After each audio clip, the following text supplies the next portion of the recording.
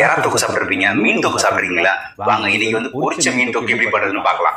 முள் இல்லாத மீனில் இஞ்சி பூண்டு விழுது, உப்பு, மஞ்சத்தூள், காஷ்மீரி மிளகாய் தூள், எலுமிச்சப்பழ ஜூஸ், அது கூடவே கொஞ்சமாக அரிசி மாவு சேர்த்து நல்லா மேரினேட் பண்ணி ஒரு அரை மணி நேரம் மாற்றி வச்சுக்கலாம். அரிசி மாவு போட்டி நல்லா மொறுன்னு வரணும் மீன். கொஞ்சமாக தண்ணி கூட ஊற்றிக்கலாம். அப்போ தான் உங்களுக்கு கோட்டிங் நல்லா கிடைக்கும்.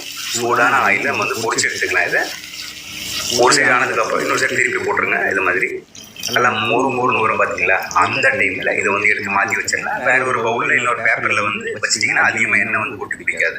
தேங்காய் எண்ணெய், பொடிசை நறுக்கி வச்சிருக்கிற பூண்டு, இஞ்சி, பச்சை மிளகா, கருவேப்பிலை, இது லைட்டாக வதங்கி வரும்போது பொடிசை நறுக்கி வச்சிருக்கிற வெங்காயம் போட்டுக்கோங்க.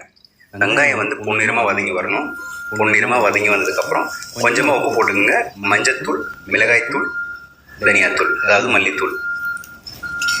பச்சை ஸ்மெல் போனதுக்கப்புறம் நம்மள வந்து பொடிசை நறுக்கி வச்சிருக்கிற தக்காளி சேர்த்துக்கலாம். தக்காளி உடஞ்சி வரும் பார்த்தீங்களா? அந்த டைமில் கொஞ்சமாக தண்ணி ஊற்றி இந்த மசாலா வந்து நல்லா கொதிக்க விடுங்க.